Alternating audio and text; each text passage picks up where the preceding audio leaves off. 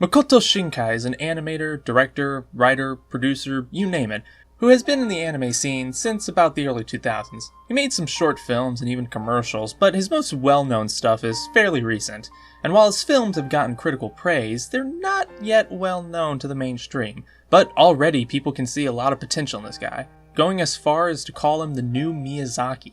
And while he has cited that Miyazaki is one of his inspirations, he calls this an overestimation.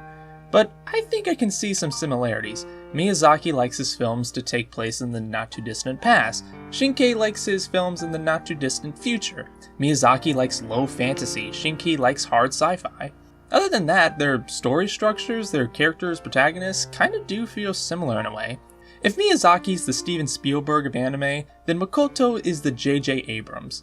And since his latest film has been getting critical praise, and when I heard this I said, oh hey, I remember him, I feel like doing a video on him. And there we go, let's get into this. Now, I'll only talk about his main films, not his short films, only the ones that matter or made an impact or got a release. With that said, let's start with the one that got him into the mainstream, Voices of a Distant Star.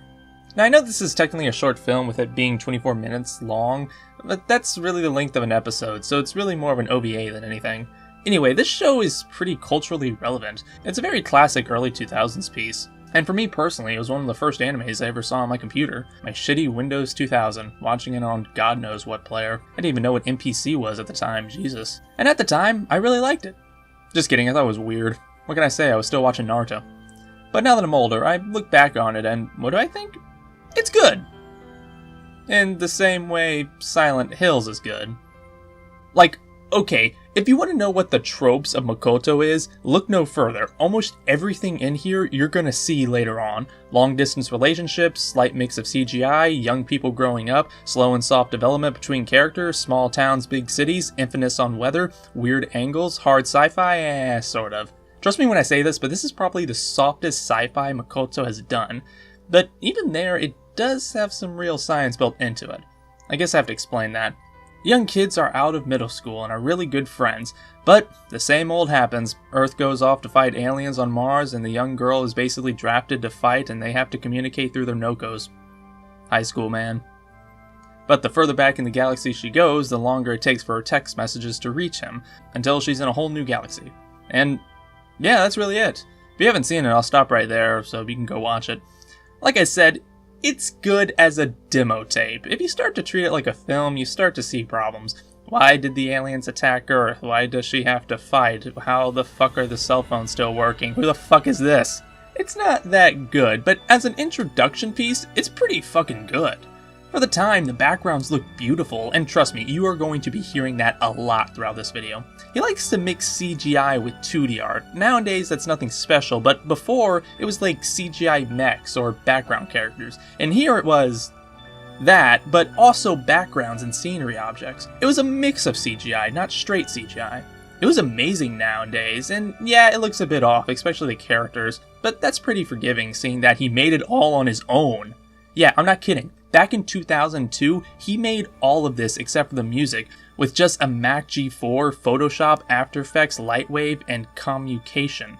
He even did the voice acting with his girlfriend before it was redubbed on DVD. This is some inspiring shit right here. If this guy can make an anime like this back in 2000, what the fuck am I doing in my life?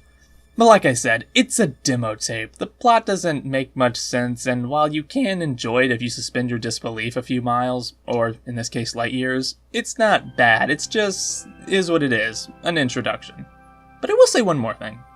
If you do suspend your disbelief and enjoy it, you do feel it.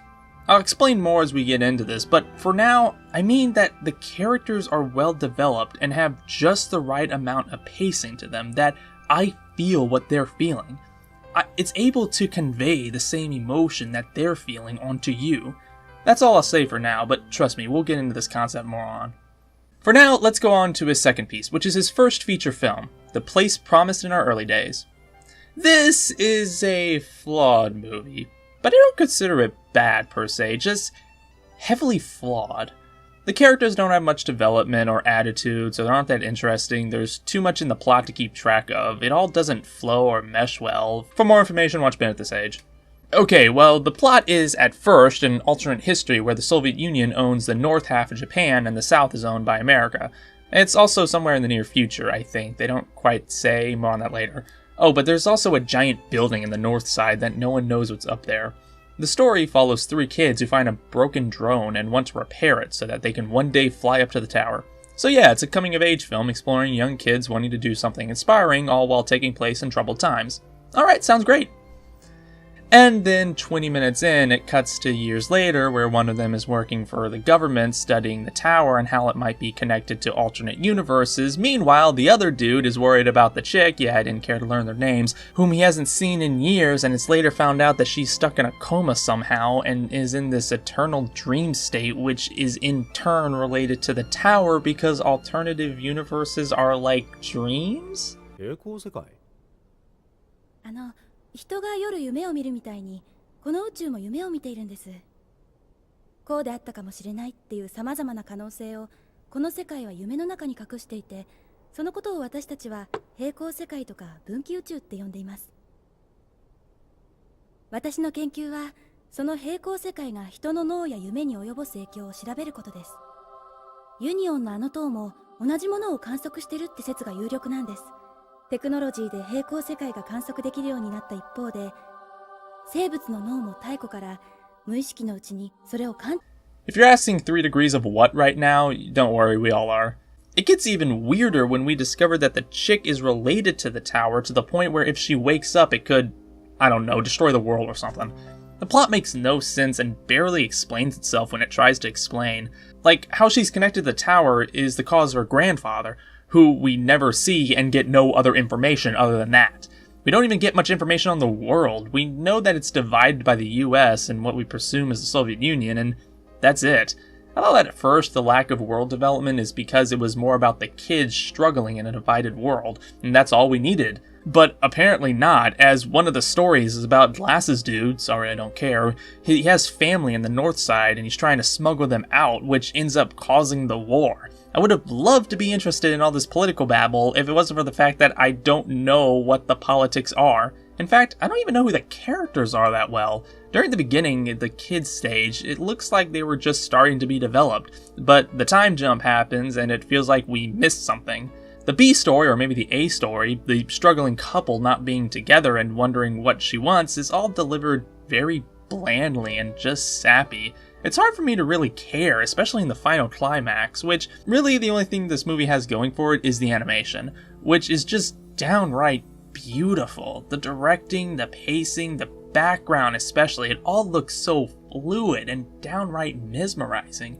Directing especially, seeing that there are little tidbits of visual storytelling paced throughout the film, but most of it is ruined by the main character narrating exactly that. You know that saying, show don't tell? Well, this is show then tell. But beyond that, it really just feels like too much for a directorial debut. Maybe that's what happened, too many ideas shoved in and almost none of them explored. I don't really hate this movie, I can forgive it. I can see pieces and remnants of what it was trying to be, and again, it's his first real movie, so in the end, I can forgive it. Oh yeah, this is my retrospective video. I need to bring out the old rating system. Early Days gets a 5 out of 10. Flawed, but I can see the potential. Oh, and Distant Stars gets a 6 out of 10. It has more flaws than Early Days, but it doesn't say it's a movie. The next film is the one that boosted Makoto's popularity in the mainstream for a bit longer than Distant Stars did. 5 centimeters per second. It's almost like he saw that Early Days was too big for its own good and decided to make his next film more grounded.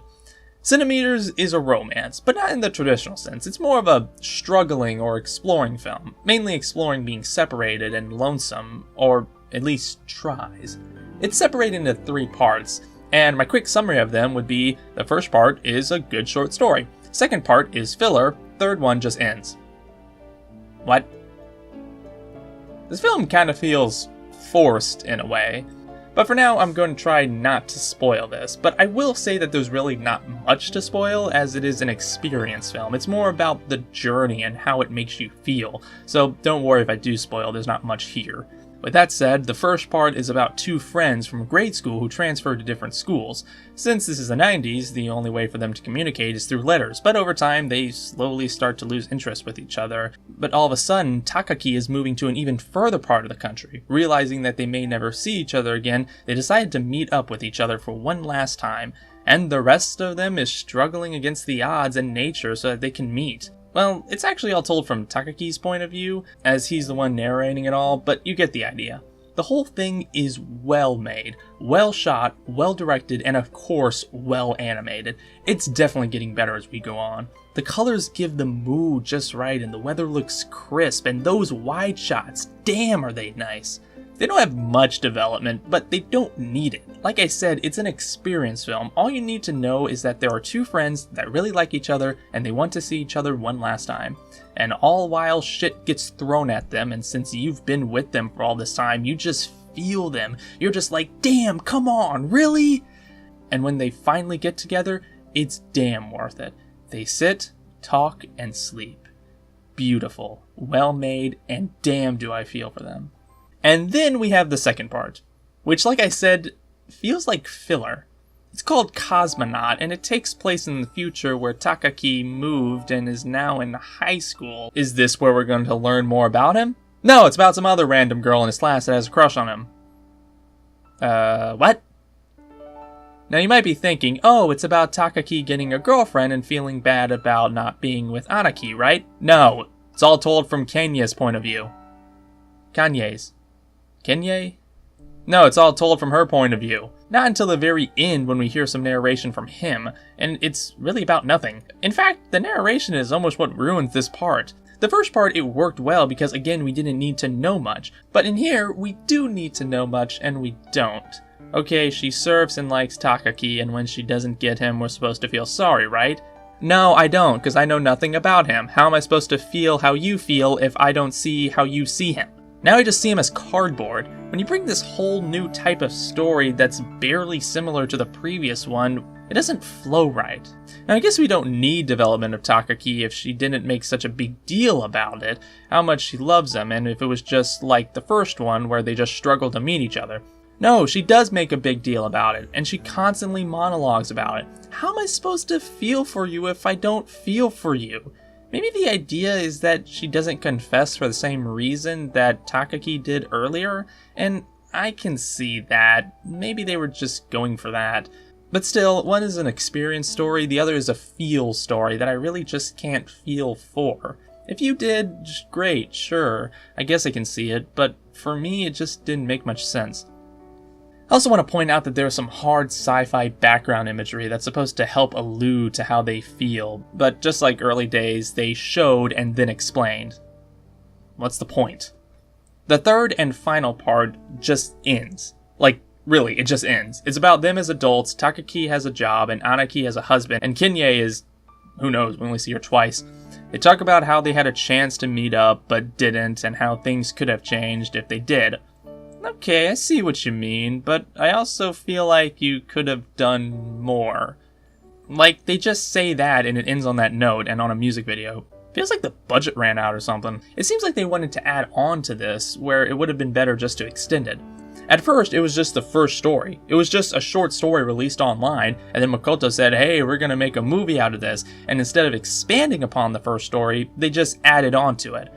Like early days, I can see where they're going, wanting to make a love story that connected and were similar, but just like early days, it doesn't mesh well. But because it's more grounded than early days, it's easier to see what they were trying to convey.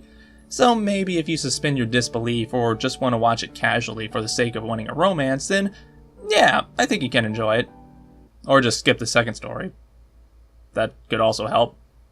Final conclusion, 6 out of 10. More watchable than early days, more easier than early days, but still retains some problems from early days. The next film he made is one that I'm surprised isn't as popular as his other films. I mean, it's not that great, but it's also not that bad. It's much more watchable than his others for a more casual audience. It's not as confusing as early days, but not as artsy as Centimeters. Remember how I said that Makoto is the J.J. Abrams of anime because of how similar Abrams is to Spielberg, Makoto is to Miyazaki?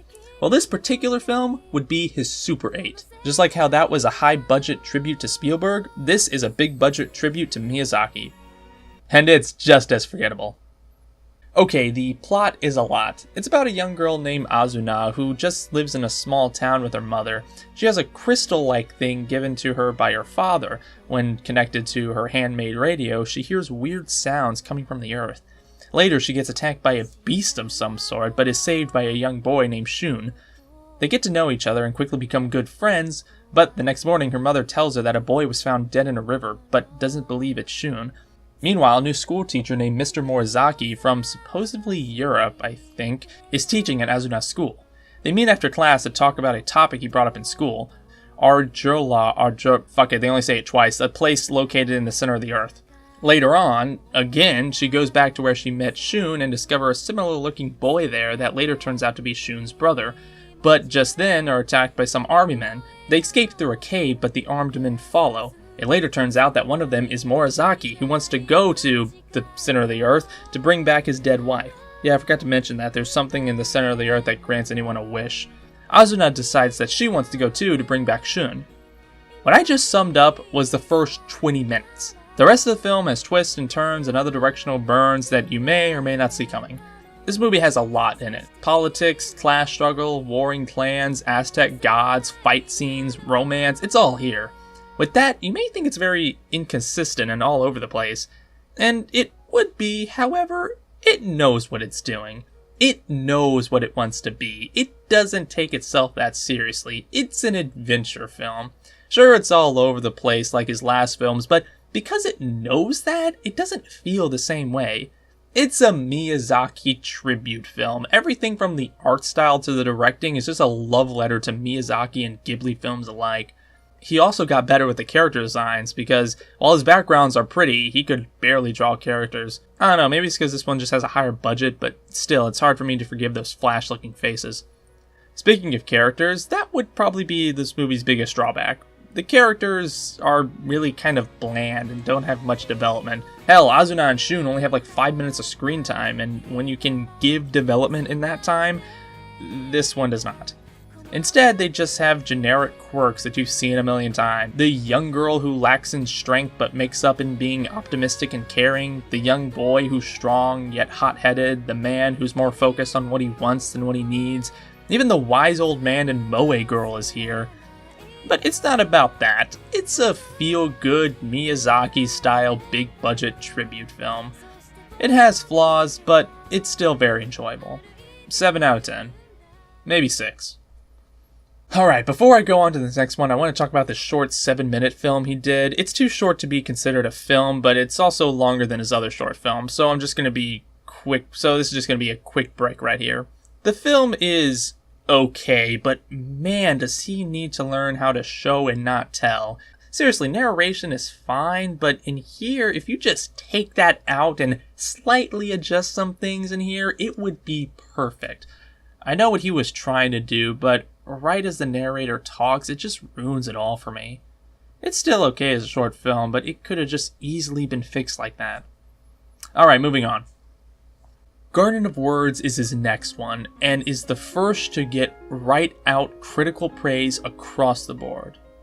The story is about a young 15-year-old boy who's aspiring to become a shoemaker. One morning while skipping class on a rainy day, he visits a garden in the park. He runs into an older businesswoman of some kind drinking beer. They start talking a little, and next thing you know, every morning on a rainy day, they come to that garden and talk. And that's the film, and it's amazing. Of course there's more that goes on, drama, twists and turns here and there, but I really don't want to spoil it. This has character exploration that is done very well, using visuals and conversation, and of course narration, seeing it's Makoto. And all the side characters help establish that more. And of course, beautiful animation. His best so far. I don't want to drool all over it because I know that many others have, but this is picture perfect, all the way down to the original pictures they were based off of. And the slightly realistic character art style helps to make it work even more. I remember when my little sister told me that she first saw it, she thought she had the wrong movie because it looked that good. It's a sin to watch this in anything but 1080p. Like I said, all the main characters are well developed to the point where I know what the main characters are and like and what they're feeling. Some people have stated that the narration that goes on feels out of place and kind of ruins the development, While I can see it being pointless in situations, I don't think it's downright ruins it. It just could have been done without it. I also love the minor world building that goes on in the background. It has nothing to do with the main plot, it only appears like twice in 3 scenes, but I just love the little attention to detail in there. The story doesn't even need it. Is the movie perfect? Well, no. A big problem is that the film alludes to things that, unless you know some Japanese culture, would be kind of hard to understand, like quoting Japanese literature that's relevant to the scene, or the fact that rain in Japan is seen as good weather, a time to be indoors and with loved ones. There's also a major plot point / twist that happens in the movie because of bullies. And yes, they're as one-dimensional as they sound. They're only here for like a minute, but they still help to push the plot forward, and it's so cheap. Maybe if we had more time to develop these guys and know why they did it, it wouldn't be a problem. But no, they're just assholes. Whatever. A lot of people have complained about the length of the movie, saying it's too short, just shy under 45 minutes. And while I feel that it works in this length, I can kind of see how one can just reduce it to a demo tape like his first film. Not comparing it to that or anything, just saying that some may not take it as seriously as others. But I will say that when people say they want it to be longer, that just means it was so good they want more of it. So it's really a compliment than anything. But yeah, I can kind of see how if it was slower and we had more time for the characters, then it would be more emotional and more cry-worthy. And before you say I'm not the type of person to cry, fuck you, I cried at things that weren't even romances. But this, I don't know. I feel like if we had more time on them, it would have more of an emotional impact. Either way, Garden of Words is great.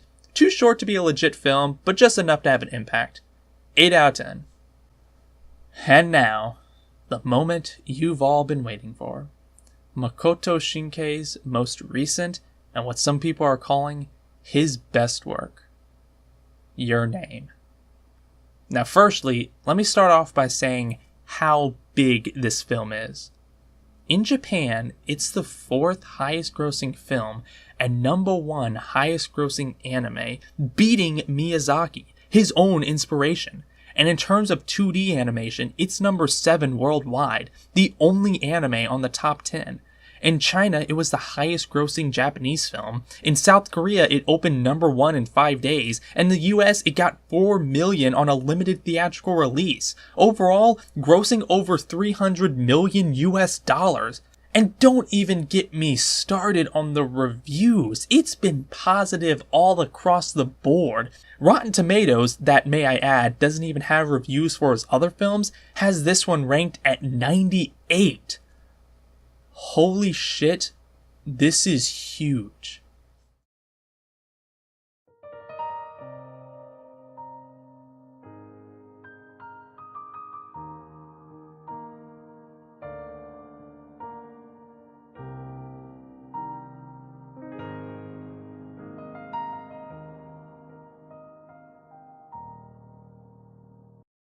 Your Name is a story about 2 young 16-year-olds living in 2 totally different parts of Japan. A young girl named Mitsuha, who lives in a small country town, and Taki, a boy who lives in Tokyo. 2 different people with 2 totally different lives. And one day, out of the blue, they switch bodies.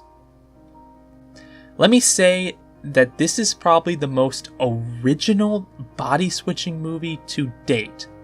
First of all, the body switching isn't really the star of the movie. They use body switching to develop the characters. Yeah, usually it's the other way around. Usually we develop the characters and then the body switch happens and we see all their wacky hijinks and how it's not supposed to go that way. But in here, no, it's the other way around. They body switch what seems like at random, so we develop them through the body switching and then we see their reaction to it. That's brilliant! It's so simple yet original. It brings something new to what seems like a dead genre. And as for those wacky, cringy hijinks that every body switching film has, guess what? They get it out of the way in like the first 20 minutes. Yeah, we see it in a montage, all that stuff in just under 2 minutes. That's how you do those jokes. Those jokes only really work as quick one-shot things. And in here, that's what they do. They just get them out of the way. They just do them back to back while communicating with each other through writing, all while developing the characters. This is a brilliant idea. And we're just 20 minutes in, And that's all I can tell you. After that, it stops being a body switching movie and turns into something else. What that is, I can't tell you, but it is something you may have seen coming, but what they add on to that, you don't. And then after that, there's the climax that has its own beginning, middle, and end to it. Oh my god, this movie consists of a beginning, middle, and end, and those beginning, middle, and ends have their own beginning, middles, and ends. It's like 3 short stories, but unlike his other films that try to pull this off, in here, they're connected. You can't watch one without the other. Oh my god, he pulled it off! He also, as you can guess, has his themes of long-distance relationship and small towns and the little hints of sci-fi he did. He found a way to put all his tropes into one and make them fit! They also answer almost every question you have. Why don't they call each other? Why don't they visit each other? It's all here and it's done perfectly. The story has constant action and rewards that keep you on the edge, characters that are developed to where you want to see what happens to them, and what happens to them is told perfectly. And oh yeah, I didn't even talk about the directing. If you've been keeping score, his animation is getting better and better, and this is the most fluid of them all. It's not photorealistic as Garden of Words was, but that's a good thing because Garden of Words was too good. And here, it wouldn't clash well with the character designs. And here, they're more typical anime style, but that's good. It works well with the ever so slightly realistic background. They all look great, and it all works. And of course, it moves so much better. The directing, the editing, it's all just beautiful. It all makes sense. You need to watch this in 60 FPS. You know that spinning camera trick they do in movies? Well, in 2D animation, it's hard. It requires frames of backgrounds from all angles. It's difficult. They do that in this movie 5 times. And I died to all of them. This movie is really good. Does it have problems? Well, yeah. But like I said, it's minimal. I find that Misuha's dad is pretty one-dimensional. He's just the evil mayor for the sake of being evil. There's not that much with him. There's also an anime-style opening that I really find out of place. It's not bad, it's well animated, I just don't think it works here. There's also a little minor plot hole I noticed. I can't explain it without spoiling it, so I'm just gonna put this little spoiler at the bottom of the screen so you can just mute the video until I'm done, or click here to skip it all. Okay? Here we go. Why the hell didn't they just look at the date? Like, seriously, they kept looking at their phones. Did they not realize it wasn't the same date or, like, a calendar? Actually, come to think of it, my calendar doesn't have the year on it. And neither does my phone. Huh. Well, whatever, you get what I'm saying. Another problem that I think is the biggest one is that while Misuha and Taki get development individually, they don't have much chemistry together. They have some, but it's really not enough for me to care that much in the end. Don't get me wrong, I love them and I want to see them together, but there's nothing that makes me go, oh, they're so great together. Maybe if they just had more time with it, they could fix all the kinks. Even Makoto thinks that. He said that 2 years and 20 million wasn't enough, and the director of animation said that it's incomplete and unbalanced. Incomplete I can see, but unbalanced I disagree. I think it all flows very well. The best I've seen from him.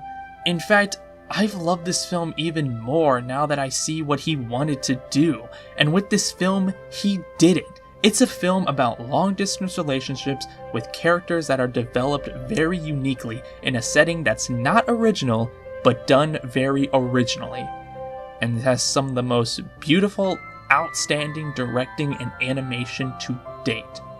Makoto Shinkai has successfully put himself on the map, and I can't wait to see what he has next. 9 out of 10.